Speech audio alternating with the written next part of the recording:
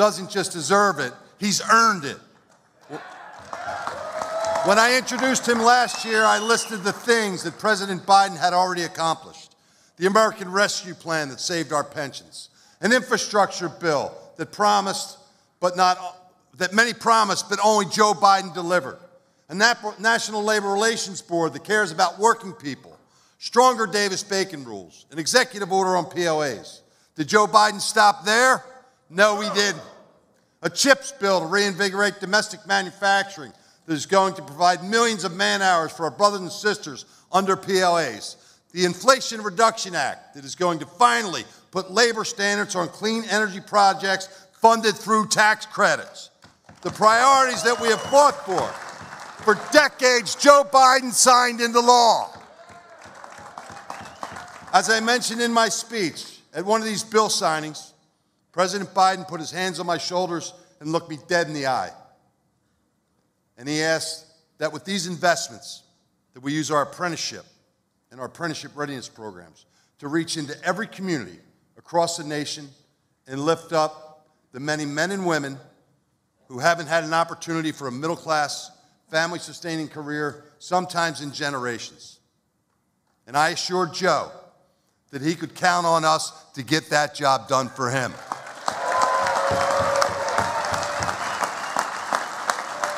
Joe Biden's legacy, which is far from done, is his blue-collar blueprint for America. Joe Biden's plan is focused on growing and uplifting the middle class and building an economy that works for working people, that works for our members, and that allows people to live their own American dream. Brothers and sisters, hail to the chief. Please help me welcome the President of the United States, Joe Biden.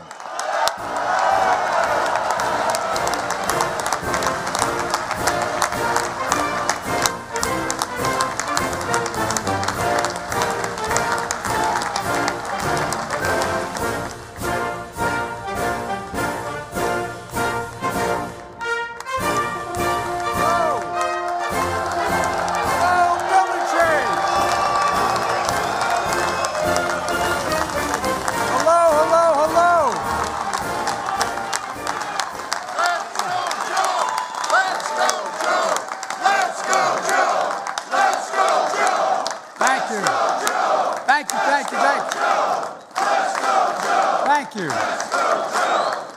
I think I'll stop right there. Take a seat if you have one. Hello, building trades, and thank you, President and my friend Sean McGarvey. You've been a friend of mine for a long time, as many of you have. I wouldn't be standing here. I wouldn't have been elected to the United States Senate in the state that was a right-to-work state initially, were it not for American union labor. You know, I learned a long time ago, there's labor and there's unions. Unions.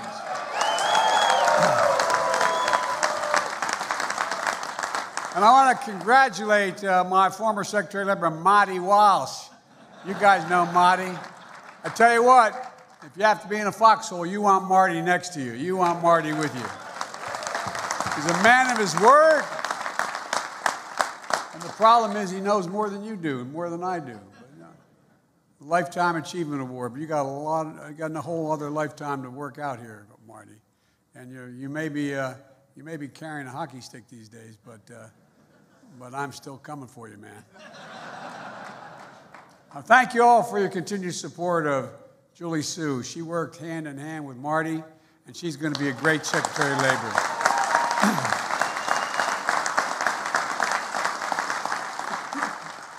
So good to see you guys. This feels like coming home, you know?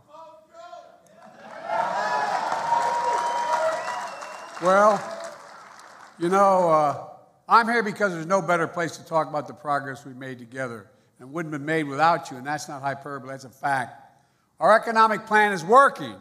We now have to finish the job, but there's more to do. And you're leading the way. Shovels in the ground, cranes in the air, factories opening, all those jobs, meaning we created. The IBEW jobs, iron workers, boilermakers, teamsters, laborers, bricklayers, masons, plumbers and pipe fitters, painters, plasterers, roofers, metalworkers. My economic plan, as McGarvey Garvey said is blue-collar blueprint to rebuild America, and that's what we're doing, rebuilding America. And I make no apologies. I make no apologies for being labeled the most pro-union president in American history. I'm proud of it. I'm proud of it. I really am.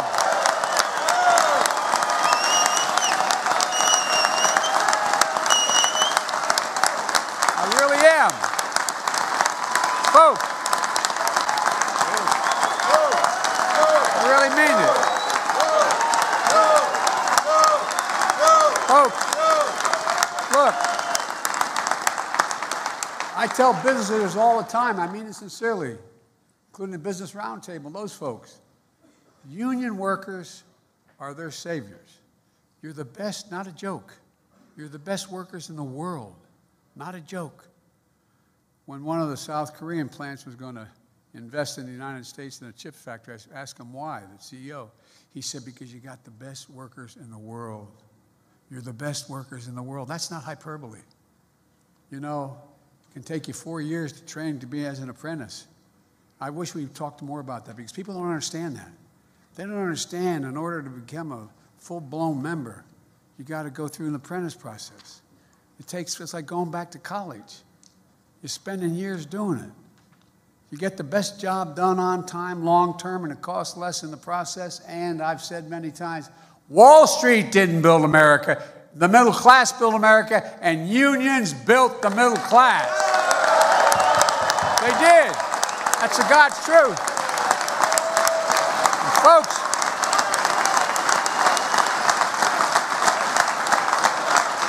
and the good news is, even some of our corporate friends are figuring this out. That you built the middle class. And folks, we've created more than 12 million new jobs, more jobs in 2 years than any president created in a 4-year term, because of you. Because of you. The unemployment rate is 3.5%, near a 50-year low. An all-time record for construction jobs, nearly 800,000 manufacturing jobs, the fastest growth in 40 years.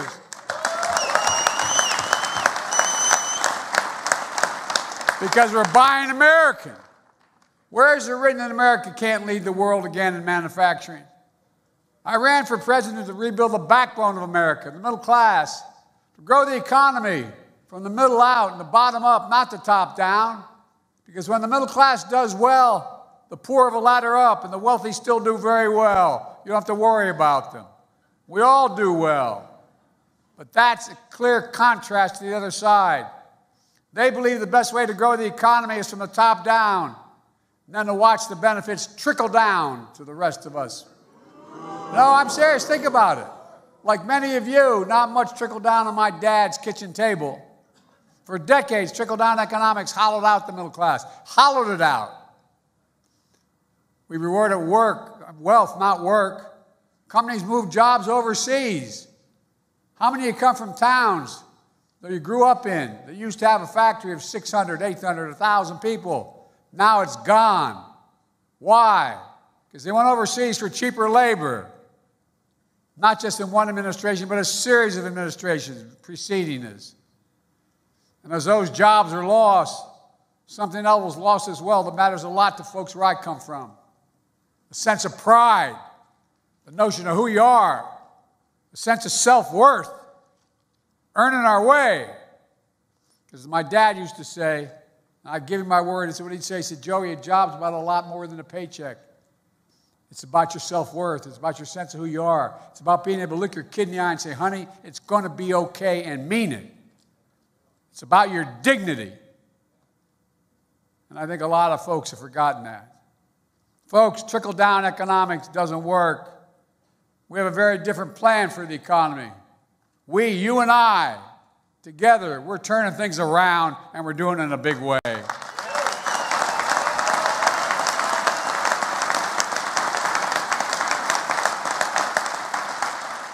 One of the first things I did as president was sign the American Rescue Plan, which helped save the nation from the pandemic, vaccinated millions of people.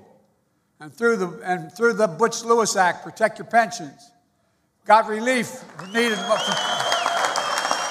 We got relief to folks who needed it most to get the country back on track.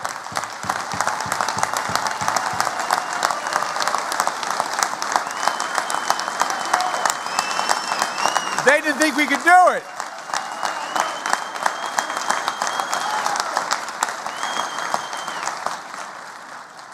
It worked. And not a single Republican voted for it. And then I signed the bipartisan infrastructure law, because to have the strongest economy in the world, we need the best infrastructure in the world. Again, that's no joke. We need the best infrastructure in the world. Roads, bridges, airports, water systems, high-speed internet, and so much more. Can you believe we used to have the best infrastructure in the world? We were rated number 1. We fell to number 13 in international ratings, 13. Under my predecessor, Infrastructure Week became a punchline. On my watch, infrastructure has become a decade headline. A decade.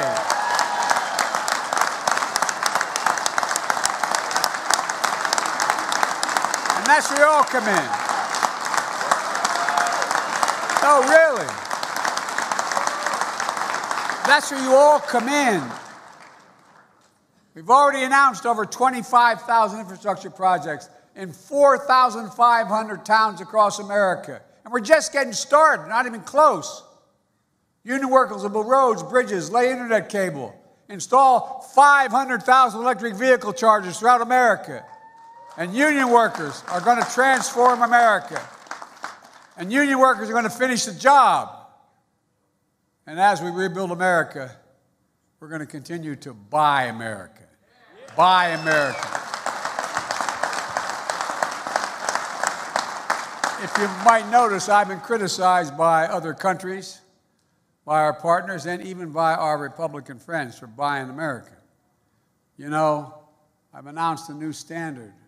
All construction materials used in federal infrastructure projects have to be made in America. Lumber, glass, drywall, fiber optic cable, and so much more.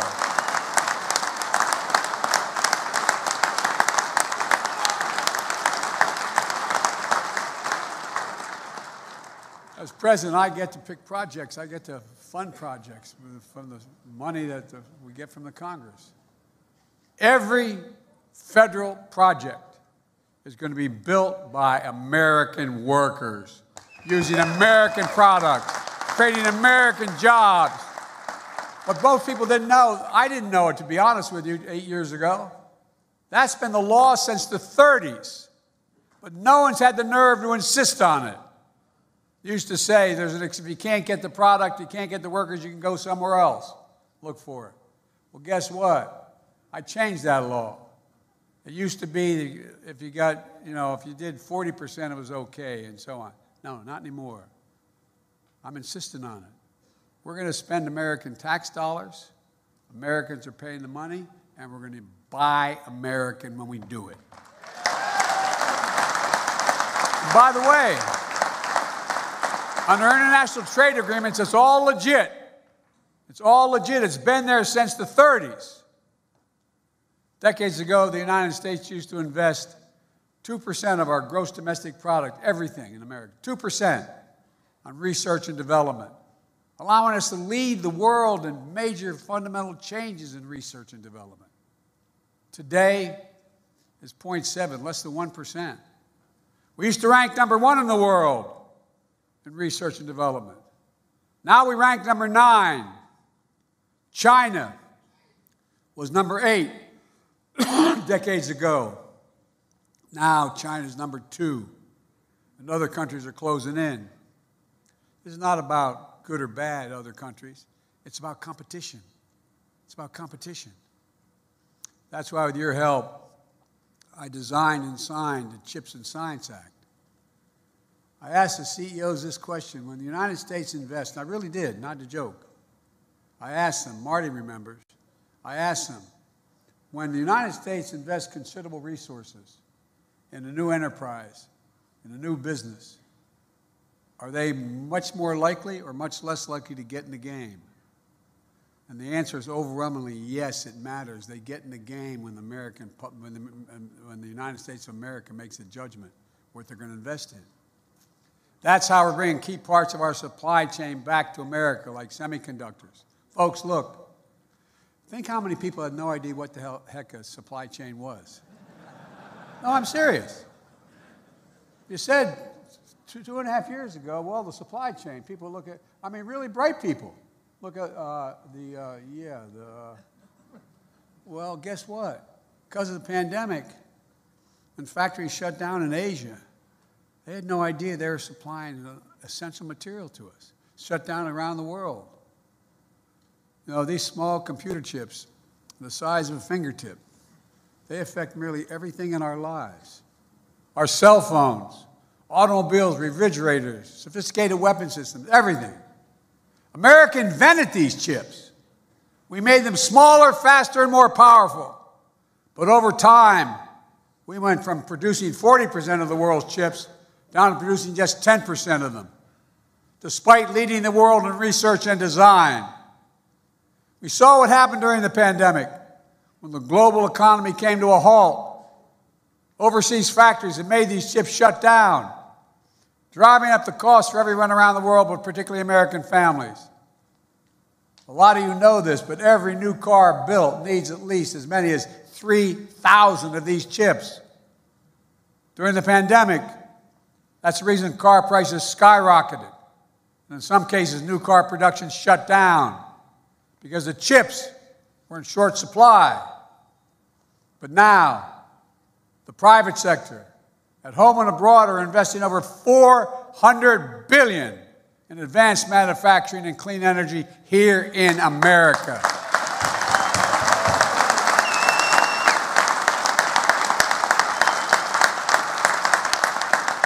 It's not an exaggeration to say that's on a scale never seen before in this nation. Never seen before. It's transformative. One of the private companies is investing is Intel. I visited what I call the Field of Dreams, about 1,000 acres outside of Columbus, Ohio, where Intel has committed $20 billion to build two new chip factories. They call them fabs. They're the size of football fields. There'll be a total of 10,000 jobs, 7,000 construction jobs, prevailing wage, and 3,000 full-time workers in those fabs. You know what the average salary in those fabs is going to be? $130,000 a year, and you don't need a college degree. You don't need a college degree.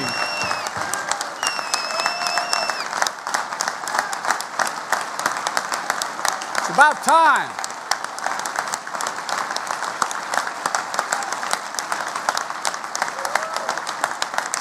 We see the same story not only in Ohio, but in New York and Texas, Arizona, Idaho, and so many more places to come. This is real progress, like we haven't ever seen before. But don't take my word for it. Let me read a couple of headlines from left-wing Democratic papers, the Wall Street Journal. Wall Street Journal writes, quote, "America is back in the factory business." Fortune magazine, Biden's manufacturing push is working. The Financial Times, transformational change. Biden's industrial policy begins to bear fruit. And a recent column in the New York Times, "Make Manufacture Greater Again" was the title of the article. It goes on to say, President Biden appears to be presiding over the kind of manufacturing serve that Trump had promised. Folks, we're not making this stuff up. This is real. It's time to finish the job. Finish the job. But I also... 4 more years. 4 more years. 4 more years. 4 more years. 4 more years. 4 more years. 4 more years. 4 more years. Thank you. Thank you. Folks, we got a lot more work to do, though. I know folks are also struggling with inflation. I grew up in a house when the price of gas went up at the gas station. It was talked about. You felt it in our house, for real. Many of you did as well. But it's not just the United States' problem. It's a global problem. The first pandemic disrupted the supply chain, causing prices to rise across the board. Putin's war in Ukraine disrupted energy supplies and food supply. There's millions of tons of grain in Ukraine. They blocked its access to the rest of the world. Through our policies, the pace of inflation has been coming down now for 9 months in a row, but there's more to go. It's slowed by 45%, but we have more to do. The way I think about it is the way my dad used to talk about it around the table. I mean it sincerely. Is how much is left at the end of the month in the total income you have to pay after you pay all your bills of every kind? How much is left? Is there any breathing room left? Well, we brought down inflation, but there's other prices to bring down that aren't categorized that way.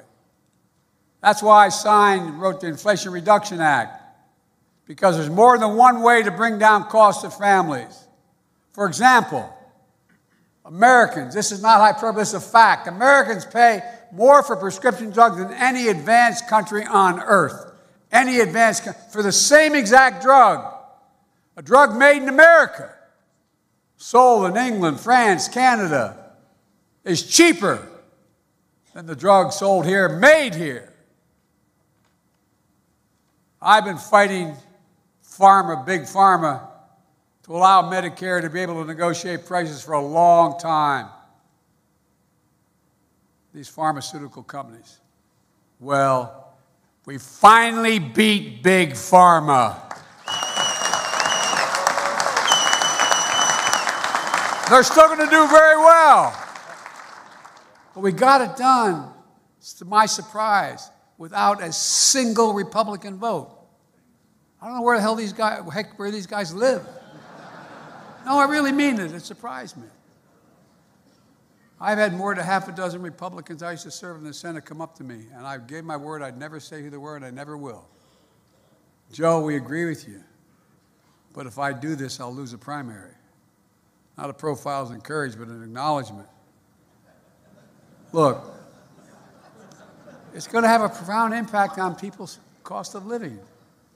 How many of you know someone with diabetes? Raise your hand.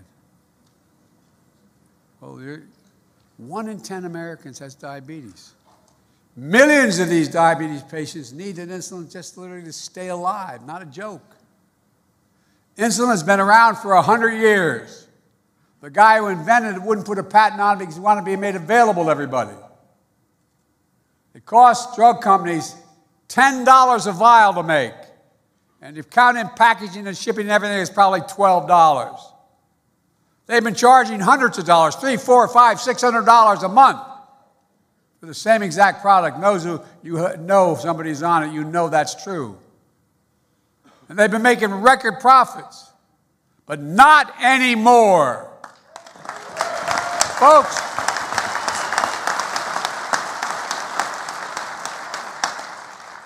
the law we passed capped the cost of insulin at $35 a month for seniors on Medicare.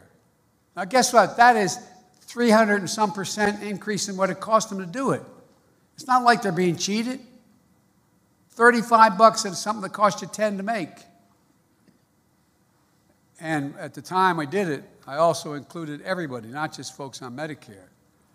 But we didn't get the votes. We lost a couple Democratic votes. We didn't get it for everybody, only seniors. Well, I'm coming back to make sure every single American who needs it is only have to pay $35. Everyone.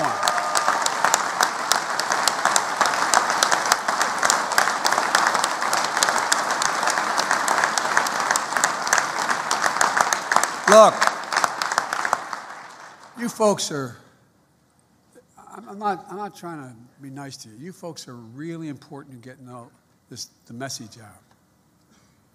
Just like you know there's well over $1 trillion for the whole infrastructure law.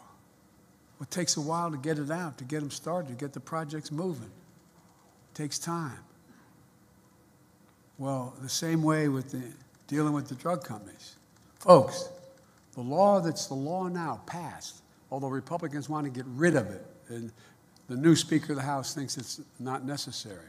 And by the way,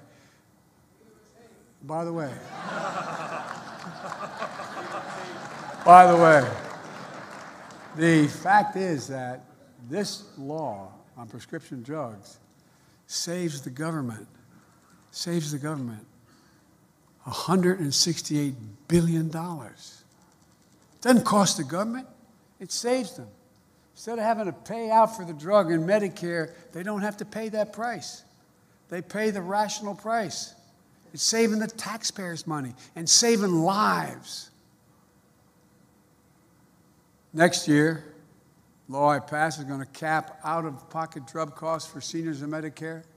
And by the way, a lot of you know people, unfortunately, and I did in my family too, who need cancer drugs and drugs for serious ailments that can be $10,000, $12,000, $14,000, $16,000 a year. Well, next year, the law we already passed, it doesn't kick in until next year, next January. The most they ever have to pay, no matter what their costs are, is $3,500 a year for drug costs. And by the way, the following year, the law requires it be capped at $2,000.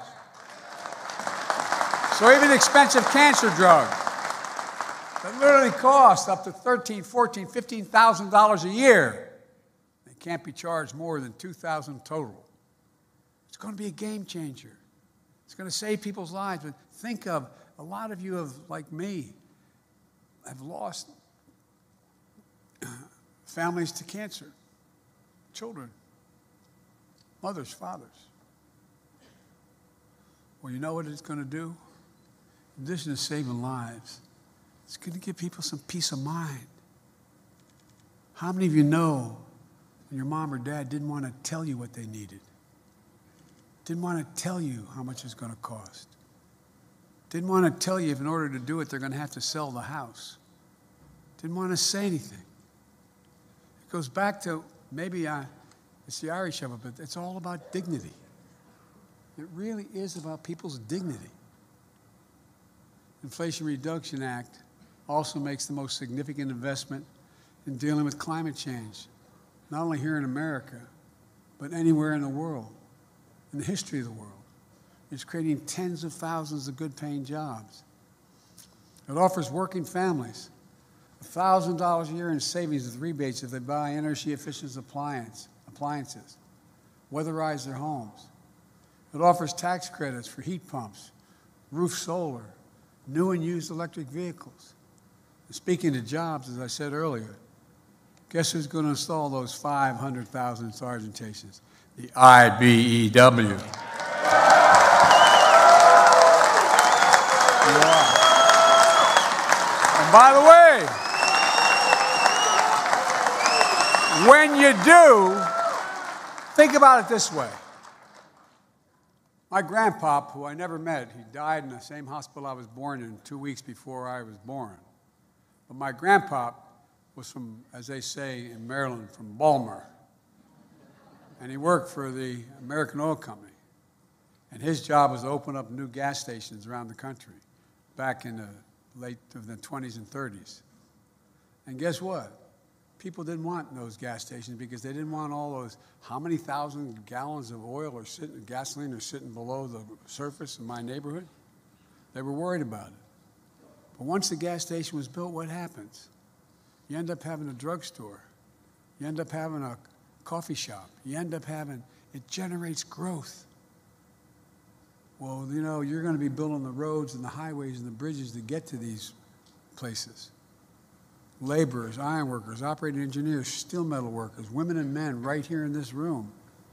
And by the way, almost all our investments requires employers to pay prevailing wage and use registered apprentices.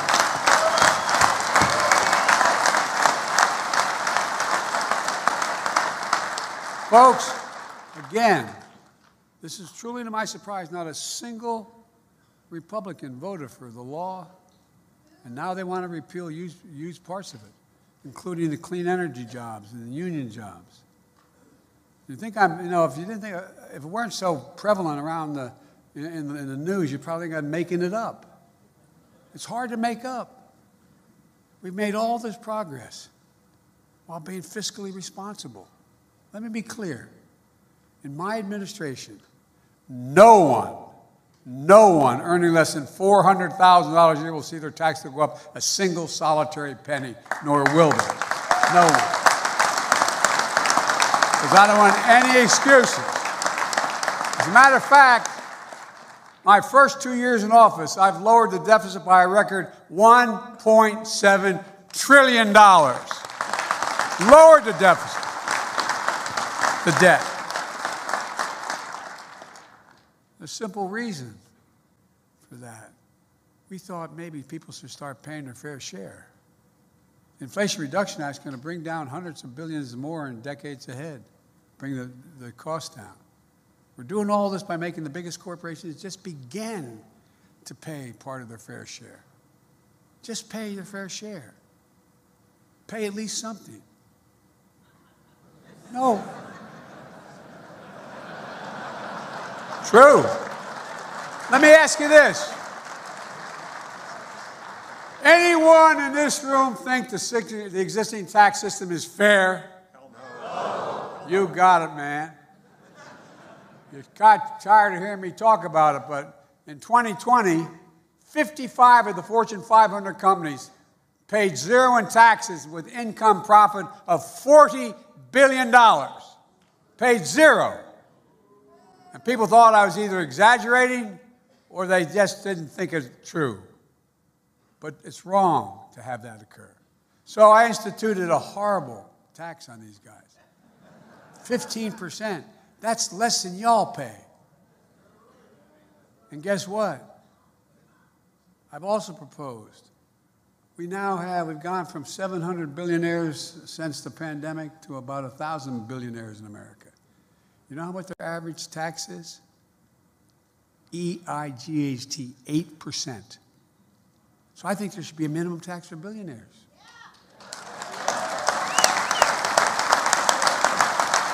No billionaire should be paying a lower tax rate than a construction worker, a school teacher, a firefighter, a cop, a nurse. I mean it. It's wrong. It's simply wrong.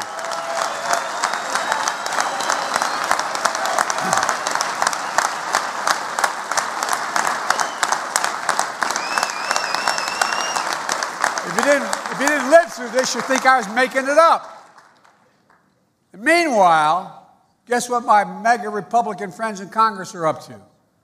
The Speaker of the House went to Wall Street last week, proposed huge cuts in important programs, cut all discretionary spending by 22%, including ones I've just named. Programs millions of working and middle-class Americans count on. At the same time, he and his MAGA Republican colleagues are pushing some tax giveaways for the wealthiest Americans and biggest corporations. They'd rather see kids and seniors struggle to eat what they need. People on Medicaid lose their health care. Veterans lose access to doctor's visits. And that's part of it, by the way, not a joke. Then cut subsidies to big oil that made $200 billion and big pharma and the wealthiest corporations. We're not even talking about raising their taxes. Just stop the subsidies. The same old trickle-down dressed up in MAGA clothing. Only worse. Because this time, they're saying if they get their way, they will if they don't get their way, if Biden doesn't agree with them and agree to all the cuts and these tax increases for others, working people, they're going to let the country default on its debt. This is a debt that took over 200 years to accumulate. The last administration alone increased the debt by nearly 40% in 4 years. And every single time, they passed the debt ceiling without any question. Default would be totally irresponsible. I mean, it would mean cuts in Social Security, Medicare, higher interest rates for your credit cards, car loans, mortgages. The entire economy would be put at risk. Moody's, you know, that economic operation that comments on the economy, they said the Republican plan would cost us 780,000 jobs. 780,000 jobs. Working and middle-class seniors paying the price. The speaker likes to quote President Reagan. I love these guys, how they selectively quote people, including makeup quotes for me. Well, President Reagan made it clear. We pay our debts. Here's his quote from him. He said, "The United States has a special responsibility to itself and to the world to meet its obligations. It means we have a well-earned reputation for reliability and credibility, two things that set us apart from much of the world." No, I think I'd be quoting Donald Trump, but even Donald Trump said, "I can't imagine anyone ever thinking of using the debt ceiling as a negotiating wedge."